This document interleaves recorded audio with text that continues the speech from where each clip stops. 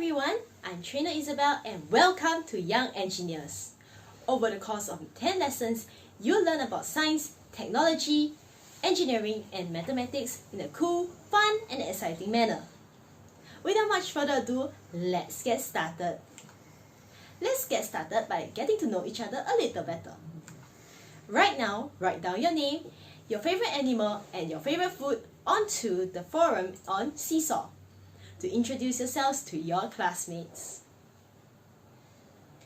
Have you done so already? Very good! Let's move on to what it takes to be a young engineer. To be a young engineer, you need three things. First thing, to know the parts of your kit. Second thing, to know the rules. Third thing, to know your model. These are the three things to be a part and to be a young engineer. Let's go to the first part, knowing your kit. Knowing the parts of your kit, as you can see in your kit and on screen, there are many different Lego parts with its own name. As you go through the 10 lessons, you'll be more and more familiar with the kits and the different parts of the kit. Well, today we're going to teach you the most crucial, the most important part of being a young engineer, and that is counting. Take a look at the plate. The plate has 1 for 1 unit and 3 for the number of caps. 1, 2, 3. Caps are little knobs on top of the Lego. Now let's look at the axle. The axle also has a 3. Why is this so? Because the length of the axle is equivalent or equal to 3 caps.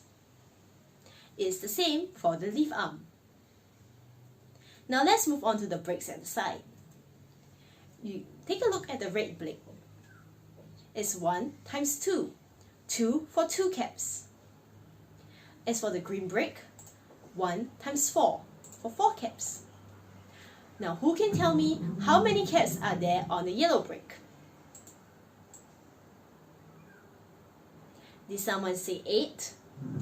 That's correct, it's 8 caps. And there are 10 caps on the white brake. Now that you have mastered how to count, let's move on to the next part, the rules. As a young engineer, you need to know 4 rules. The first rule is only use items from your own kit. Our models are designed to only use the kit's items. So do not take other Lego sets and merge them together. Second rule, always count. An engineer always counts. Why is this very important? Because in your model, if you choose the wrong piece, you might not work as well, the model might not work as well, or you may have to restart and rebuild your model entirely because you used the wrong tool, the wrong part. So always count. The third rule is colors do not matter. As you will see later in the building sheet, there are some blocks with a certain color.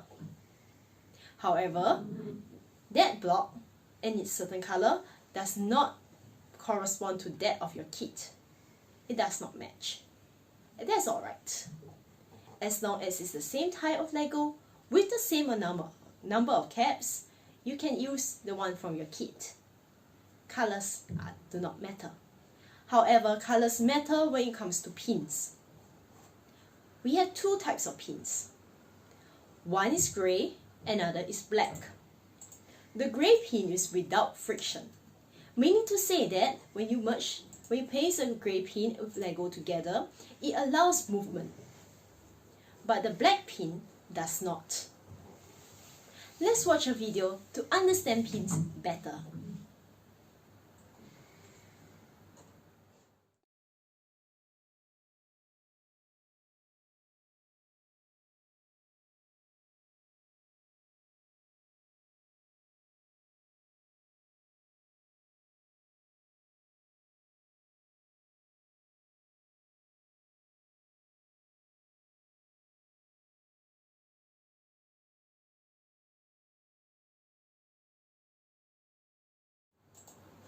Very good. Now that we have understood pins, let's return back to our rules. Our first rule is always use your own parts from the from your own kit. Second rule is always count. Third rule is colors do not matter except for pins. And the last rule is always prepare yourself before class starts. You do not want to panic and lose out during class. So these are your 4 rules. Now that we have known the rules and what it takes to be a young engineer, let's move on to today's lesson proper. Today's lesson, we're traveling back in time from 2020 all the way to the Middle Ages in 476 AD, where 2 kingdoms are constantly fighting and being at war with each other. These 2 kingdoms have been at war for many years, and they have built up great, strong walls to protect themselves from each other. One day, the kings of these 2 kingdoms decided that, okay, we have enough of war, we want to make friends, and they decided to break down those walls.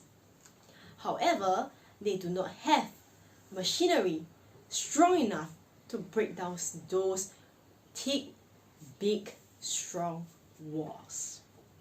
And both kings were at a loss what to do. How can they break down those strong walls? A letter came from a wise advisor. The wise advisor says that he can create a device called a catapult that can break down big, strong walls. So what is a catapult? A catapult is a device that launches big rocks, projectiles into the air.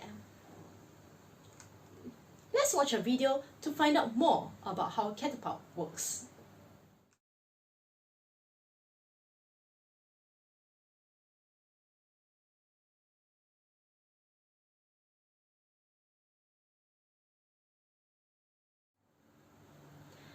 Have you seen that? It launches a big rock into the air and smashes through a building. So that's how a catapult works. The catapult uses a scientific theory called velocity. Velocity is about how fast an object travels at a given direction. So let's take this for example. And I want it to reach my right hand. If I do not put speed into throwing it, it will not reach its destination. If I put some speed into it, it reaches its destination. This is called velocity. So now, having known about velocity, having saw a catapult, we are going to start building. Go to Seesaw, download the building sheet called the catapult. Follow step 1 to 17 to complete your catapult. Step 18 to 20 in red are enhancements. You do not need to do them if you do not have the time. Should you have completed step 20, you can add a basket for your projectile, or you can add wheels to your catapult to make it mobile. Are you excited to build? Let's start building! Now that we have completed our model, let's start with our first challenge of the day. Who can aim the best? This challenge consists of you launching the projectile using your catapult.